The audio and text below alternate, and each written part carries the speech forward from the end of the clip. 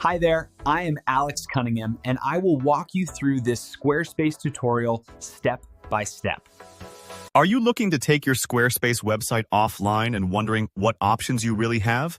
Whether you're doing some behind-the-scenes updates, taking a break, or ready to say goodbye to your site for good, today I'm going to break down the steps you need to follow, plus some important things to consider along the way. By the end of this tutorial, you'll feel confident in knowing how to either temporarily unpublish, keep it private, or fully delete your Squarespace site.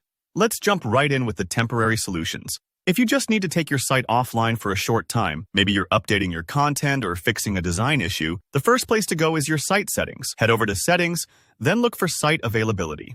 Here, you'll see a couple of options: private and password protected.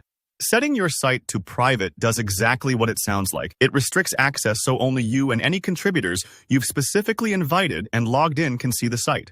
Think of this like putting your store behind a locked door while you rearrange things inside. People outside can't see what's happening, but everything is still there waiting for you when you're ready to flip the sign back to open. Alternatively, you might want to use the password protection feature, which is handy if you need outside collaborators, testers, or select clients to have a sneak peek, even while the general public can't see your changes. In site availability, just choose the password protected option and set a password. Whoever you share that with can use the password at any time. If you're worried about someone stumbling across your unfinished pages, this adds a secure layer, kind of like letting a select group backstage at a concert while everyone else remains outside. Now, if you want to take down just parts of your site, not the whole thing, you can remove or disable specific pages. Go into your site's page settings and either move the pages to the trash or disable them for now. This is really helpful if, for example, you're updating your portfolio and want to hide only your projects page without affecting your blog or contact pages. Just remember, this won't make the whole site offline, but it gives you surgical control for those moments when only certain sections need attention. Maybe, though, you're done with the site completely, ready to take it offline for good. In that case, you'll want to cancel your Squarespace subscription. Here's how. Back in Settings, head to Billing and Account.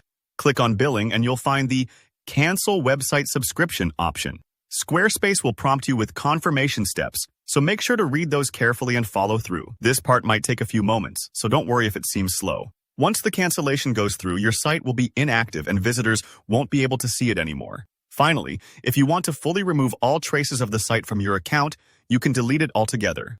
Go to your account dashboard, look for your site, and click the three dots. This is where the Options menu is. Select Delete and confirm in the pop-up. Keep in mind, this step is permanent. Once it's deleted, you can't get it back, so double-check that you really want to go this route. If you're only temporarily taking a break, maybe stick with making the site private or password protecting it instead. And that's it. Whether your goal is temporary downtime for maintenance or a permanent goodbye, Squarespace gives you the flexibility to control your site's status. If you found this walkthrough helpful, be sure to hit like.